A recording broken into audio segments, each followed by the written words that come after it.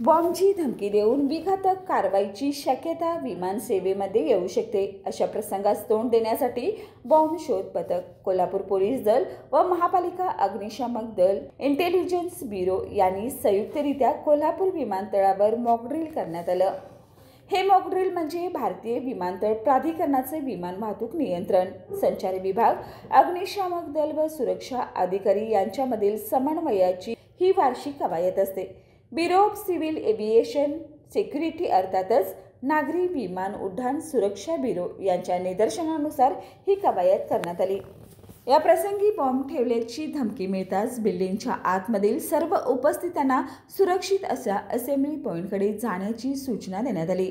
सुरक्षेच्या दृष्टिकोनातून सिक्युरिटी होल्डमधील लोकांना एअर साइड अर्थातच विमाने उभे राहतात त्या ठिकाणच्या दूर अंतरावर एक असेंब्ली पॉइंट व इतरांसाठी विमानतळाबाहेरील दुसऱ्या असेंब्ली पॉइंट जवळ निर्देश फलक लावण्यात आले।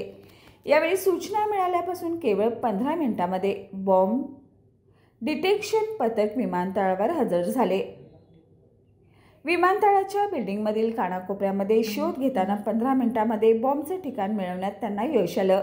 पोलीस दलाच्या बॉम्ब डिटेक्शन व डिस्पोजल स्क्वॉडच्या जवानांनी अत्यंत शिताफीने बॉम्ब शोधून तो विस्फोट होण्याचं तंत्र किंवा बॉम्ब कशा प्रकारे विस्फोट होऊ शकतो याचा अंदाज बांधल्यानंतर सुरक्षितपणे बॉम्ब बिल्डिंगच्या बाहेर काढून निकामी करण्यात आला। या प्रात्यक्षिकामध्ये सुजित कुमार क्षीरसागर पोलीस उपाधीक्षक तसेच BDDS चे चौगले, डॉग सिम्बा व पथक, कमांडो फोर्स निकम व पथक, दहशतवाद विरोधी पथकाचे बाबर असे अधिकारी सहभागी झाले होते।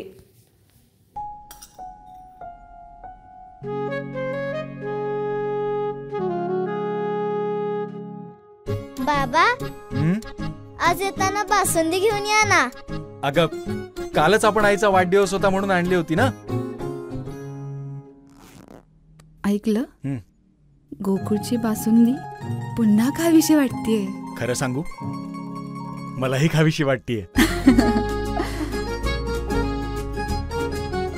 पुन्हा पुन्हा खावीशी वाटणारी गोकुळ बासुंदी।